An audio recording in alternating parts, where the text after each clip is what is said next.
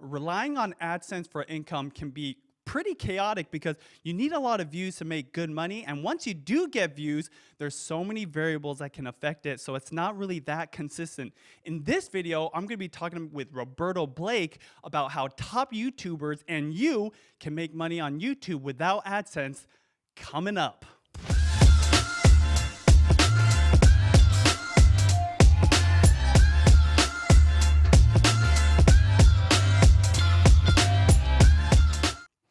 What's up, you guys? Welcome to Video Influencers. We're helping build your influence, income, and impact with online videos. My name is Benji Travis. If you guys are new here, consider subscribing. Hit that like button and let us know, what is your business model, or what kind of business do you want to start with YouTube? We love seeing your comments. But before we get into the actual tips that we have on how to make money on YouTube without AdSense, let me introduce our guest, Roberto Blake. He's an entrepreneur, YouTube educator, speaker, and content creator. He's educating business owners and creators on how to build their businesses and their brand. He's been creating since 2009, but didn't actually start uploading till about 2013 consistently. He is the man. He's created so many great pieces of content. I'd say about 1,200 videos at least. We're talking 30 million views, 430,000 subscribers. You know, we've had Roberto on this show many times, definitely an authority in the space, and I'm honored to have him on here. So without further ado, what's up, Roberto? How are you doing?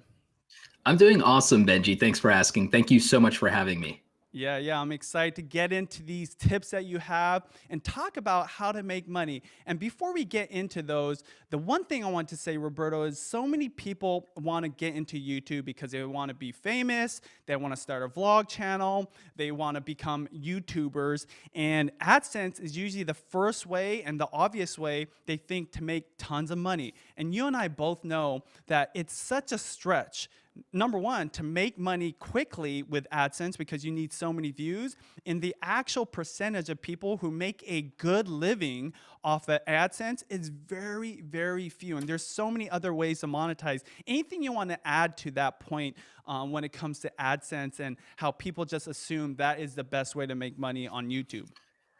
I'm not against AdSense. There's I guess a rhetoric have about it, but it's because I don't want people to romanticize and get emotionally attached to AdSense because it can be ripped away very easily for a lot of different reasons. And if it happens, there's not a lot of recourse for creators to get that revenue stream back. Dangerous. That I think is a lot of people's first gateway into entrepreneurship in the creator space. And so I appreciate that YouTube is very generous in giving creators a 55-45 revenue share. There's no other platform that really splits ad revenue generously with creators in that way. Yeah, But I think there's better ways to make money. For sure, I agree. You know, the one thing, definitely have to give credit to YouTube because, you know, AdSense and that whole platform for making money from your YouTube videos, it's all free, right? We don't have to pay anything for it. But you do have to pay with your time, with your effort, with your videos. You guys don't forget, ultimately, to make money on YouTube, you have to create content. You have to upload videos to YouTube, and there's no getting around that. So if you're gonna spend that time and put effort into creating this content for people to consume, you might as well make the most of it. You might as well get the max ROI, and that's what we're going to be talking about, sir. So the first principle that we want to talk about when it comes to making money and how top YouTubers create income outside of AdSense is give your audience the opportunity to vote with their wallets and pay to support the content that they love. Roberto, tell me what is so important about this first principle when it comes to making money on YouTube. Thanks, Benji. I think that a lot of people get into YouTube and they become entrepreneurs or entrepreneurial without the benefit of having a real business. And you and I both know that a real business sells a product or a service. There's a kind of a joke with YouTube that we are the product, but I think that that's a problem. And I think that it's something that comes back to hurt a lot of content creators. And so I would tell people that if you were sitting there hoping that getting 1,000 subscribers and the 4,000 hours of watch time to get YouTube AdSense was going to magically start generating you money. Well, first of all, you don't get paid out until you get $100 worth of ad revenue. And when you're a smaller YouTube channel, in general, even if you were a larger YouTube channel, not all of your views are monetized, and the ad revenue isn't always that good, especially for people starting out. I think you could get the equivalent, though, of a $20 CPM, though, if you give people the opportunity to spend $10 or $20 with you that you're mostly going to keep. Then for every 1,000 views, you could be getting $20 for every 1,000 views a lot more easily by just selling directly to the consumer than if you were trying to do that off of the back of ad revenue and making it as a YouTuber. Yeah, totally. I think the major point here is the CPM. So many people are worried about how much CPM they're getting, what their AdSense income is. But the reality is almost every YouTuber I know has made way more money from selling their own products or offering merchandise or even doing affiliate deals because they have to create a platform to pay creators at scale. But when you're focused on your own content and you know who you're connecting with, you know what you're offering, and you can connect the dots, right? Ask yourself, if you're watching this video, you've watched any other video, you've gone to YouTube and you've gotten some value, how often has it been where you've actually bought something afterwards? I know when it comes to like a camera review or I'm looking up some kind of product, that oftentimes I'll click on the link in the info box. So you could be that creator that offers a product or something you're selling. It could be a digital course even, and creating that income for yourself. And that's the point we're trying to make about CPMs. Most people, when they think of CPMs, they think about AdSense, but CPMs could be equated to your own products and creating income for yourself. So thank you so much, Roberto. Anything else you want to add when it comes to this first principle of letting the community vote with their wallets? Yes, because I'm going to use the argument that people try to use against me of like, Roberto, that's easy for you and for the creators like you to say, because you guys are educators. You can get into that nice, sweet info product space of $100 courses or whatever. What about me? I'm an entertainer. I'm a comedy channel. I'm a this channel. I'm a that type of channel. The problem with most people who go into the merchandise game, which is the obvious play for if you're an entertainment creator, is then before they've made an impact and impression with an audience, they try to say, well, I guess my merch is my logo. No, you could make merchandise that is an ironic t-shirt. I grew up in the era of Hot Topic, and to this day, because of meme culture, people just buy ironic or funny t-shirts or t-shirts that have interesting characters on them or things that have inspirational sayings on them or sarcasm on them. Okay, so you can, and by the way, the margin on the royalties for almost every single book on my shelf, if you do a book or an Amazon book as a writer, it would be about $5. You know, it's the same margin if you even do Teespring or Shopify with your t-shirts, $5 or $7 for t-shirts, maybe as much as $8 to $12 for hoodies. So you stand to make as much money mass producing a print-on-demand t-shirt product that has something interesting or funny than if you wrote a book. It's just a matter of what will your audience buy from you, and have you create a relationship where they're willing to buy that knowing that it supports you, but it's a transaction where they still feel like they got something out of it. You also have the option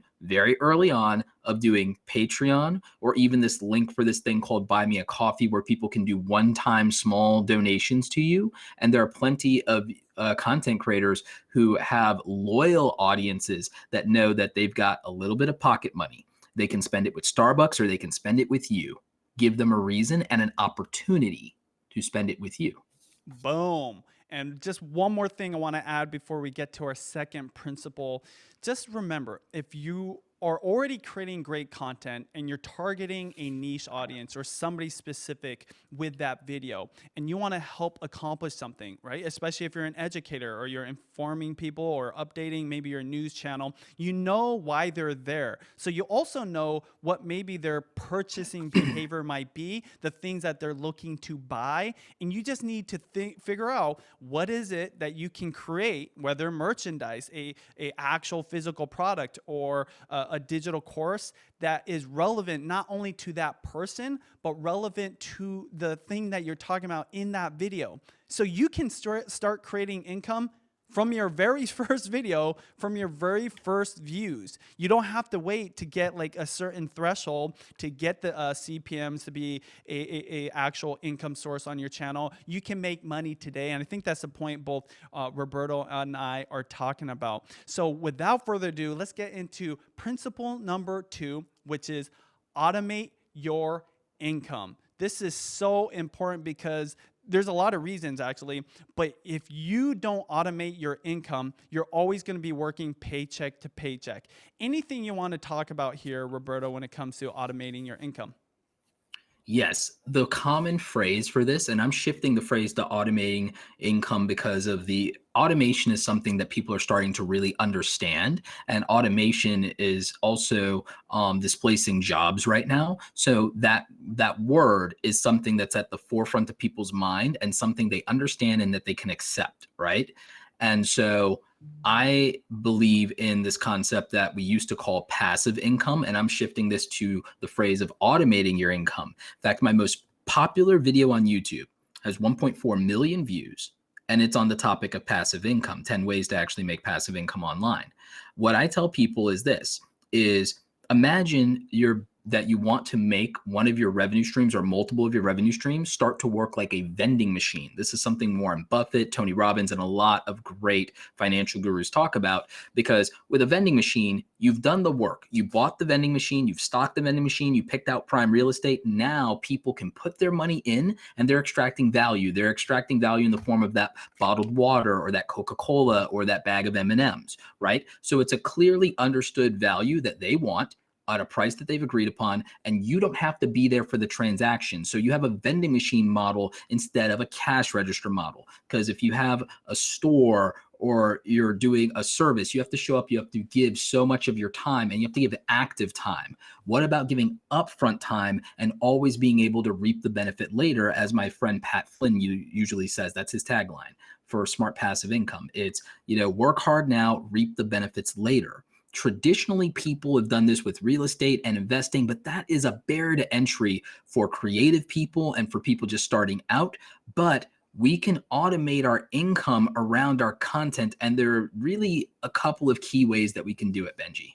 Yeah, for sure. And one of the things I want to mention here is automating your income starts with the actual video itself. What you want to do here and focus on is actually creating an evergreen piece of content. What this means is you upload a video today and maybe it gets most of its views in the next week or two. And that's the average YouTube video. But if you realize that YouTube is a search engine and people that are searching for something today, there's going to be other people that might want to search it next year, a few years from now, 5 years from now. I still have videos from my food channel that get views every single month just because those recipes are universal and classic. People are going to always want to find those. So the reason I bring this up is when you're creating your videos, think about how do I create a piece of content that will always be relevant for the audience, not just right now, but for years to come. Because if you create an evergreen piece of content that always gets playback and people are still getting value, that's where you can do the call to action to a piece of or some kind of product or something that's going to create that income, not just now, but later. That automation is really important. The second thing I want to mention when it comes to this is the reason automation is really important, especially for YouTubers who eventually go full-time, or even people that want to go full-time that still have a job to pay the bills.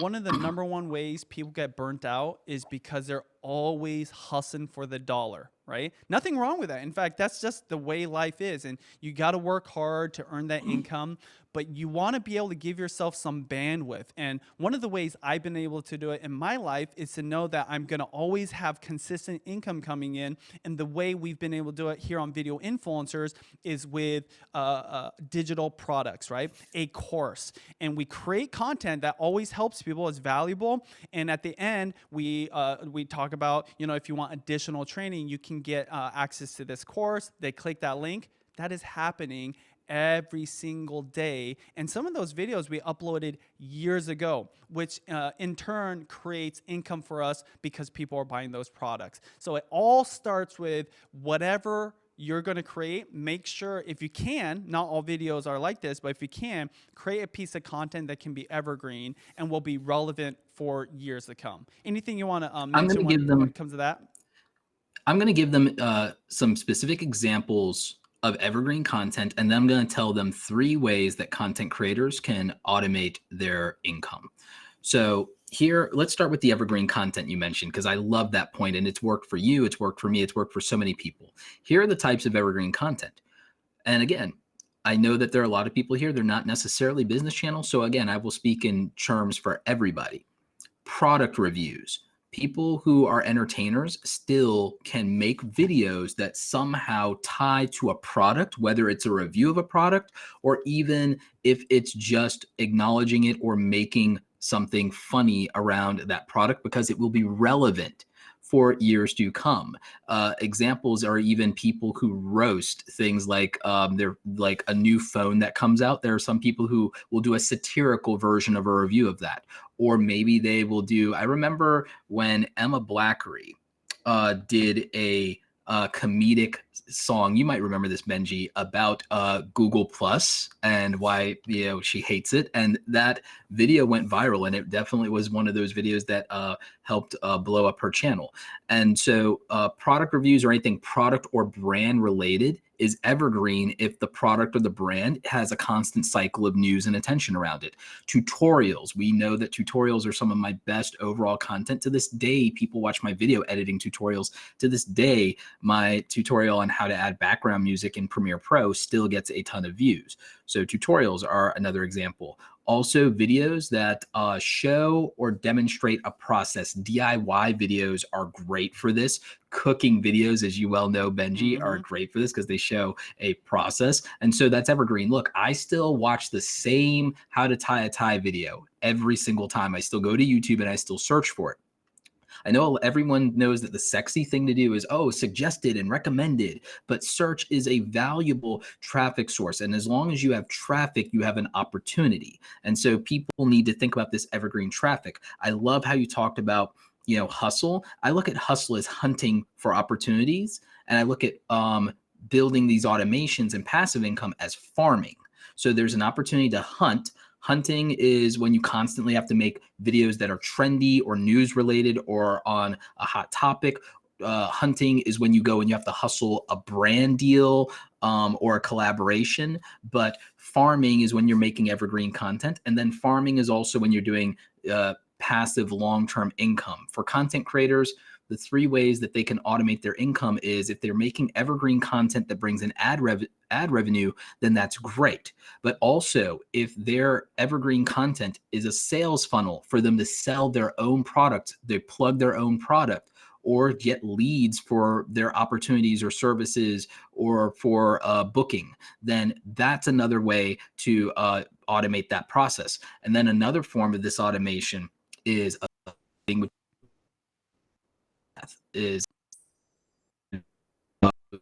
marketing.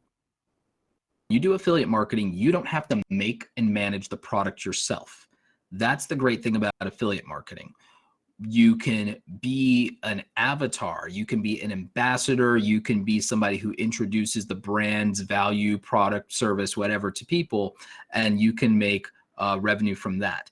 The thing with the passive income on affiliate revenue is if you don't just do Amazon, you could do affiliate revenue that could be high ticket on bounties that pay out commissions, or it could be volume based, or you can do what I really like to do.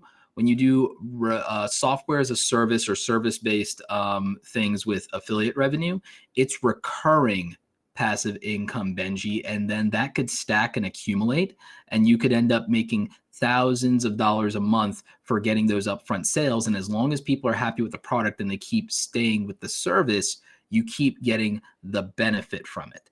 And those are the ones that I actually like to prioritize the most. I like recurring revenue. Absolutely. You know, a similar thing is courses. You can use platforms like Kunjabi or Thinkific is another platform to be able to sell courses that also can be evergreen. And you know what's great too when you're selling courses, especially if you're guiding them to another page where maybe you have other courses.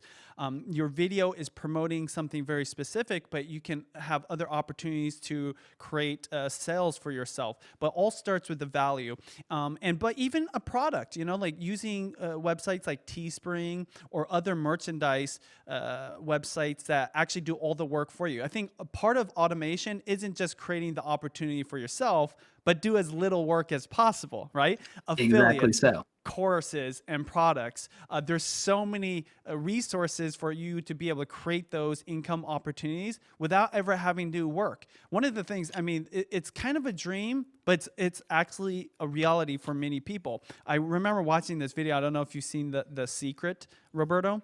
Yes. Yeah, about the law of attraction. And there's this guy that I Yes. always thought was kind of crazy. He's like, yeah, I just look in the mail and there's checks. There's checks in the mail.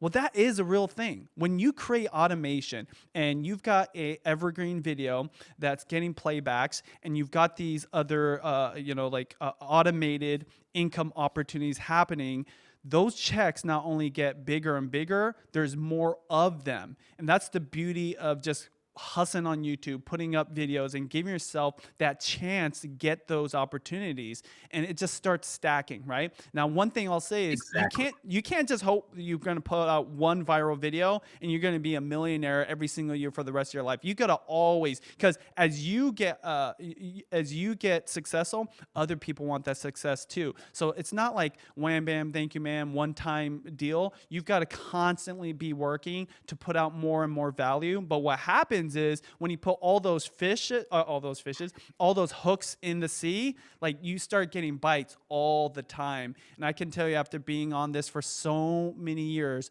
creating so many opportunities for myself to have automated income opportunities, it just gets better and better. Absolutely. And I'm just in the chat real quick. I wanted to, like, there were some entertainment channels that were asking about their specific niche.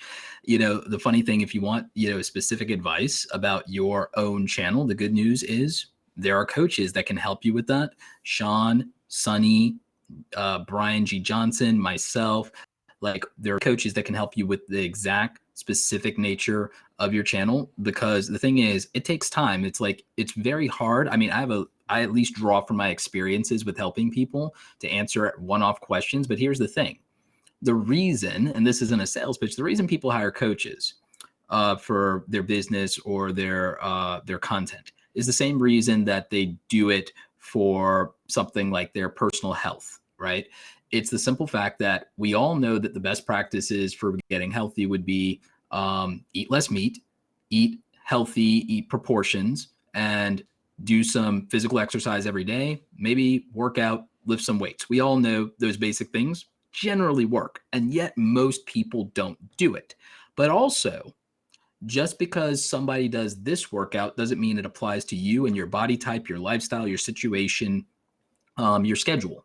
So you need somebody to help you create a plan around your specific needs, desires, but also your limitations. Because one of the things that I really respect, Benji, and I know you do too, is the fact that I know a lot of content creators and maybe a lot of people watching this, they have full-time jobs and they have families on top of trying to do this. And the reason that they want to do this is they want to make money to spend more time with their family. Mm-hmm. And I'm not one of those people who wants them to do everything at once or wants them to try everything.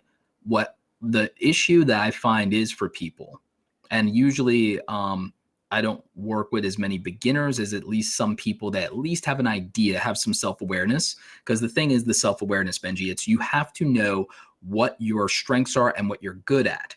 The issue is that a lot of people don't know how to then channel that into the most practical, most advantageous, or most profitable area that they could spend their time. They also sometimes are so close to something they can't see the opportunities. Yeah, for sure. And I think that self awareness piece is so important for everything, like literally everything you do in life, but especially on YouTube, because, we talked about burnout. One of the number one ways of burnout is to do something that you're not passionate about, that you don't believe in, that you don't know a lot about. Like faking it is not going to help your content and connect with other people. But I'd say the last thing I want to talk about when it comes to automation and why it's so important is because longevity is part of success, right? Like you hear about these get rich quick schemes. Some of them might work for some people, usually not. Like it's such a small percentage. But when you're automating, you're going to create longevity for yourself. You're going to give yourself some break time. For creators, when it comes to creativity, the number one way is to kill that is to like be under so much pressure because you're trying to pay bills. So you're trying to create content, maybe sell products you don't believe in, and you just put out content, hastily, maybe not like aligned with your audience. You're doing brand deals with brands and sponsors that really don't, like make sense for your content. So I think automation is important, and I want to dive into principle number 3. But I first want to give some shout outs. Jeffrey Eatley, what's going on? We've got Kat White, new goal, make more evergreen content in 2020. That is amazing. We got Stango's Vlogs, said thank you for this. You guys hit that like button if you're loving Roberto Blake being on Video Influencers. I'm just honored that you're here, You Roberto. guys. And any shout outs you want to give to people? I know that you're probably checking out. A lot of your crew is here right now watching us. Yeah, no, I see so many great people here. Thank you, Jeff. Thank you, Mm-hmm. Shelbo. Thank you, Luxury Card Store. Yeah, like no OG in my community. Like just so many people. I'm just scrolling through. Laura Smith. Like yeah, we've Yeah, you got like guys, everybody. and keep asking your questions. Put it in the comments below. And I just want to go ahead and move on to principle number 3, and that Absolutely. is diversify revenue and platforms. And Roberto, I Yes. don't know. I think on your side you might have to reset your camera. I think it froze. But diversify revenue and platforms. I think one of the things that's really important when we talk about automation and some of these other ways to make money and have these income sources that you're offering to viewers is don't just rely on YouTube, right? From the very beginning, when I started YouTube, even though I always wanted to be a YouTuber, and when I say I wanted to be a YouTuber, that wasn't even a term when I first started. But of course, I wanted to create a business on YouTube because I knew that the attention was there. And anything I was passionate about, or my wife and I wanted to accomplish, I knew that this was a platform that was going to be able to create these income opportunities so that we could pursue these things that we really believed in and loved to do every single day. But you don't want to just rely on YouTube. When we talked about AdSense, that's kind of the point we're making, how YouTube can change anything at any given time. So it's important to kind of like make sure your portfolio is diversified by being on other platforms and diversifying your revenue. What is it that you want to share with our audience, Roberto, when it comes to this principle?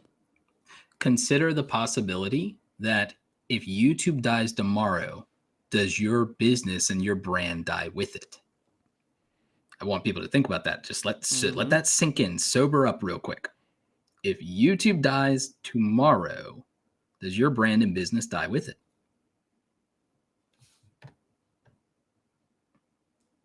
Deep. That's real deep, you guys. It's like, yeah, like let that sink in. And the reason I bring that up is for many people, it's almost as if in many different circumstances that could happen to them.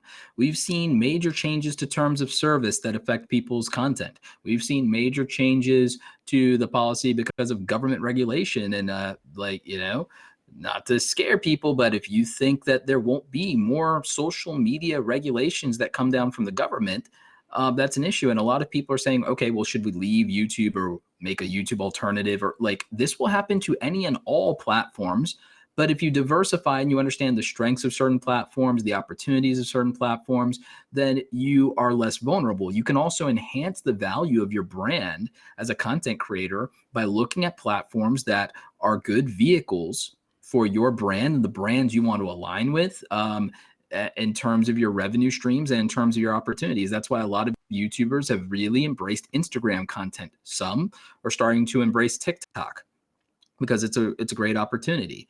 And then also you need to recognize that YouTube isn't always the best vehicle for every single type of piece of content.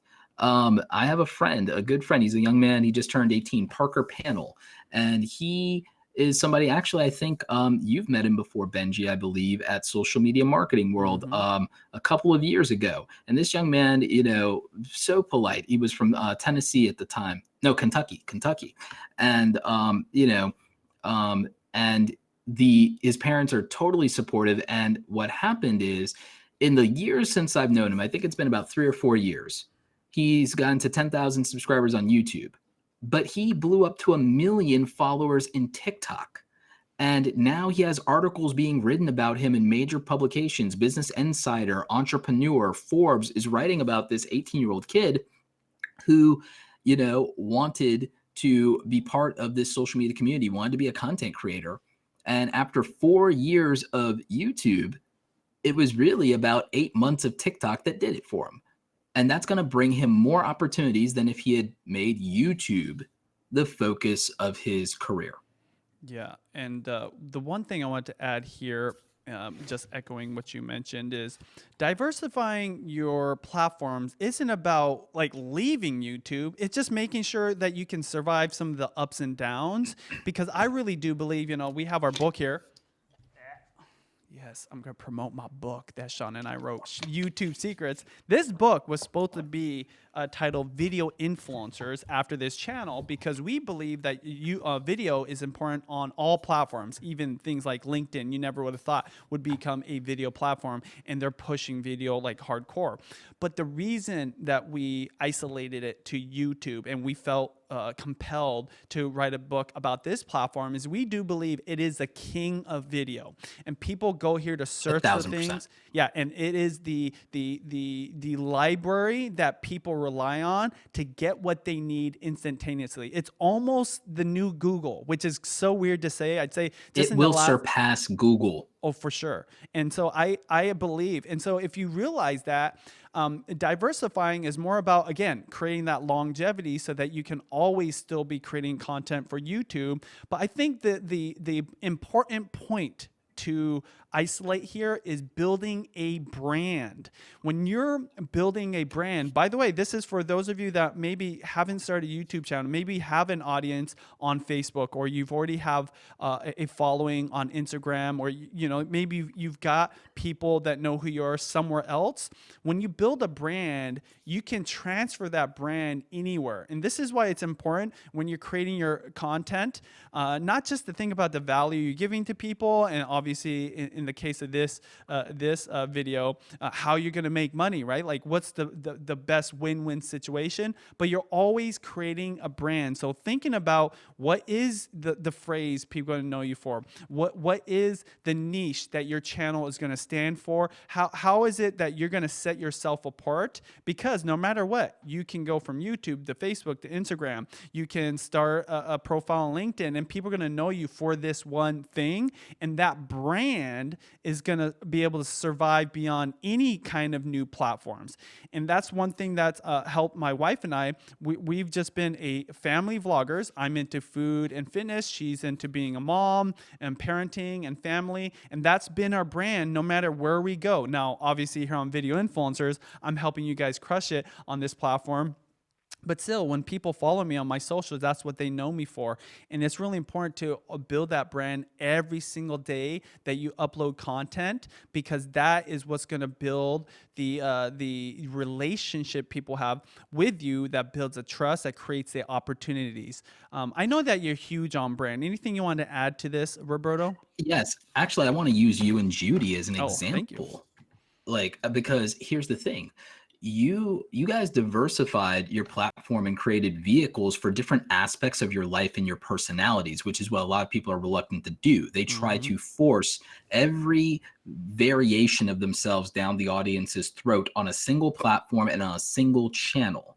You know, when your wife Judy wanted to explore different aspects of herself and the life that you guys have built, you guys built multiple channels that have all been successful. Thank you. And even you teamed up with your friend Sean, our good friend Sean Cannell, and you decided that you wanted to share the secrets of that success with the community. You didn't want to hoard it, but you knew that your current main channels were not a good vehicle for that message and for that value proposition. You didn't try to, force ice cream into a spaghetti shop, There you go. which is smart, and but you have people who and I don't think they do it on purpose, but they literally are trying to force or inflict their other content on their audience, in the sense of that is not what people came here for with the expectation of. And just because you want to express that, you have to respect that maybe the audience doesn't want to consume that in this place at this time, because you set an expectation for them, and you have to kind of honor the promises you made. But the good news is you don't have to be trapped. You just have to have the humility to realize that you can build another platform or another channel from zero. And it's not supposed to be some crucible. It's supposed to be an opportunity. It's not a punishment. The algorithm and the audience aren't punishing you and saying, stay in your lane, kiddo. It can feel that way, but it's only if you choose to look at the glass half empty instead of saying, I'm only in competition with myself, and that's fine. And I can build this other thing. And it gives me the ability to say, hey, if I want to focus on something else right now, I have a place for that. I have somewhere I can go. I can be this today. And because we're human beings, we're multifaceted. The other good thing is, from a diversity of revenue standpoint, not every niche and everything that you love and care about is a good vehicle for monetization opportunities. There are some types of content that frankly aren't very advertiser friendly, or even if they are, the CPMs are extraordinarily low, or maybe the niche is competitive, but you love that thing. The good news is there might be something that you love as well, maybe a little less, and maybe it's not as sexy, but it's a really niche community, but maybe it's a more affluent niche community, and maybe it has more monetization opportunities. So that's something to think about, is the fact that by diversifying your brand, by diversifying your platforms, there are more opportunities to make money. There are new opportunities to make money within your brand in proportion to the number of vehicles that you might have, and how those might align with different audiences, different brands, and different revenue streams. And I think that to ignore that, again, if you're a beginner, you don't have to do everything at once. And no, you don't start 3 channels and you don't do every social media platform. But as you grow, or even as you grow into yourself, explore these other things, and also give them and the audience the respect of saying, if this is for a completely different group of people that doesn't really overlap with this thing, I'm going to set it aside and I'm going to make it its own thing. I'm going to make it its own sub brand, and I'm going to act like a media company. I'm going to have these different vehicles and different platforms that serve different people, and I'm going to do it, and I'm going to meet my audience halfway. Boom. Thank you, Roberto. And you guys, leave your questions in the comments area. We're going to be doing a Q&A. And just for you guys here on the live broadcast, if you're catching the replay, we have it available in the memberships area. Just hit that join button and you can see some of the bonus materials in the Q&A, as well as Roberto and I are going to be talking about how to get video ideas for your YouTube uploads, because we all know sometimes we run out of ideas, and one of the ways you create longevity is make sure you never run out. You always have a list, and we're going to be talking some tips there. But just to wrap everything up, and Roberto, I want to hand it back off to you real quick, but the tips or the principles that we talked about today on how to make money here on YouTube without AdSense is, number one, give your audience an opportunity to actually support you, to buy something, to give give you the chance to make that money outside of AdSense, because so many creators, they're just isolating it just to the AdSense revenue, which means they have to get And they're waiting. and they're waiting, right? And Yeah. they're trying to get so many views, which literally can take sometimes years and years and years. When if they just had some alignment with the videos they're offering to this specific audience in a product, right? Whatever it might be, affiliates, a course or whatever.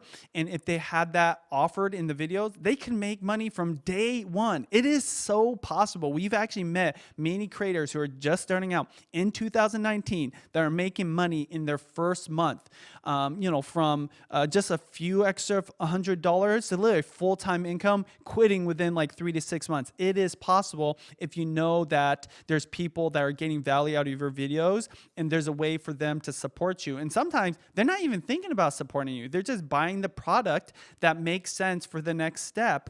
The second principle is automate your income. Really important to utilize the platforms and resources that let you do this. Now, number one, it starts with an evergreen video. When you're creating content here on YouTube, remember, this is a search platform. People are looking for videos. So create videos that will be relevant not only today, but next month, next year, in the next few years. And make sure you utilize income opportunities like affiliate links, right? As long as that product makes sense for that video, people will buy it forever, right? As long as it's not like a Canon or a Sony, something that like gets obsolete after so many years. Second, digital course, right? Thinkific, Kajabi, there's so many platforms that make it super easy for you to sell what you know beyond the videos and the value that's in that upload. And third, in terms of automating your income, make sure you just have products that align with these people and make sure all that is automated in terms of fulfillment, working with companies like Teespring. And the third and final principle is diversify not only your revenue, but the platforms. We know that YouTube, and this is one of the reasons why we don't like AdSense, can be up and down. Make sure as people's attention shifts that you're on these other platforms. And the big point here is make sure you're building a brand from day one. This is why in YouTube Secrets, one of the biggest chapters, it talks about your channel, right? And what people will take away from it when they have that first impression. What is it that you're going to be known for? What brand are you building? Because opportunities will come from that if people start understanding what it is. And then you can align all the dots and create some pretty massive income strategies to make some money on this platform. Roberto, anything else you want to leave with our guests before we go into Q&A? Yeah, before we go into Q&A, just keep in mind that everything we talked about, these principles, there are people who are teaching you this stuff in depth, myself included. I've talked about this at length on my channel, and but I also know how people are. And the thing is, it's the same reason you guys named the book YouTube Secrets. If you don't put YouTube in the channel, in the title, like, what are people doing? And it's funny, I've looked at the content, and it's funny how many more people are interested in getting as big of an audience as possible and then thinking the money will follow, versus looking at how to really make money online. And the other thing I'll tell people, and this is a big important one, is consider the fact that this is the thing that never gets said. Your value is not the size of your audience, and it's not even limited to the access to your audience, because people are literally believing that, and believing that they don't have a way to make money or any value if they do lose their audience, or if they do lose their channel, or something happens to the content, or the content doesn't perform. They are not thinking about the fact that they can commoditize those skills that allowed them. If you learned how to build an audience, even if you lost it, you're still somebody who knows how to do that. If you know how to create content, I hate to break it to you, brands, there are a lot of brands that don't make content nearly half as good as somebody with 10,000 subscribers. And so you could be a content creator working within an organization or brand, not as glamorous supposedly as being an entrepreneur, but there's longevity and security in it, and it is an income, and you could be part of the industry. And it's not to say you couldn't go solo again, but do it with better resources and better connections if you actually work within an organization. There's that opportunity as an exit strategy from YouTube. If you were a successful content creator and the worst should happen, and let's say you had 100,000, 250,000 subscribers, I've had stuff happen with people that have helped where I remember a content creator, she had about 300,000 subscribers. She got hacked, Benji. $17,000 a month in AdSense being transferred to somebody else's bank account. Devastating. Wow. Primary source of income, over 80% of the income, not only for her, but she retired her mom and she had one or two part-time employees. And she was looking at, if YouTube can't resolve this quickly enough, that's it. We're kind of folding up shop and I'm going to have to take my degree and go and get a quote unquote normal person job. And I was like, you've worked with some of the biggest brands in beauty and fashion in the entire world. You're going to get your AdSense stuff sorted out. And I gave her some tips on how to protect her privacy and her stuff in the future. Hint for everybody, never give out the email address and don't use your Google account's email address for your YouTube channel and AdSense as your public email for people to email you. Just go get a domain name and get a business email address or make another Gmail account, and make that your public account. But my point is, I told her and explained to her then the worst case scenario that her channel gets deleted or something, or these hackers don't get dealt with, that in the worst case scenario, she should get the emails and phone numbers of every single brand manager and PR person and contact person she's worked with in fashion and beauty. And she should consider the fact that she could be the new lead manager of influencer marketing at any of those companies because she has millions upon millions of views, has been able to move product, knows the community, knows the other influencers. She's a super connector. It's like there's a real chance that anybody who hired you to do a brand deal, that you can do their job almost as well in some areas, and in some areas better than them. You have an exit strategy to work in this industry, and maybe you're not going to pull down that sweet AdSense money you were bringing in, but it's still probably an $80,000 to $90,000 a year salary and benefits working for a company and health insurance. So you have an exit strategy in the worst case scenario. If you need to be a retired YouTuber or if you need to be an ex-content creator, if you play your cards right and if you work well with others, you make the right contacts in the industry, you think about the fact that what you have as a content creator, your skills, your presentation abilities, your charisma, your editing, your understanding of camera work and cinematography, that you can go work at a brand or a company. You could even be the best video editor and video producer for every small business in your local town. You could be a social media manager at any company in your town. You could go and you could try and apply to be the CMO of a company somewhere. If you are smart enough and talented enough to build content and build an audience on a social media platform, you have a future. It doesn't begin and end with access to your audience. Boom. You guys heard it from the Roberto Blake. We'll put all his links to his channel down below, and he's actually going to be going live later, so make sure you check that out. And I just wanted to say, you know, I love YouTube. I love that there's this thing called AdSense that is just set up for us, and we don't have to pay it. We just create content, but the reality is it can be very, very difficult. So this is how the things that we've been talking about, the 3 principles and some of the different strategies, how big YouTubers make money, way more money than what AdSense can bring them. I know for a select few, AdSense is serious dough, but we've seen with the FTC and COPPA and all the crackdowns and adjustments in the algorithm that it can't be reliable and consistent. And this is why it's so important for you to build your brand, create videos that are evergreen, have products that align with that in that audience. So if you guys want to see more videos about monetization, click or tap the screen right here. If you want to see my last interview with Roberto, where we talk about the biggest mistakes YouTubers make, click or tap the screen right here.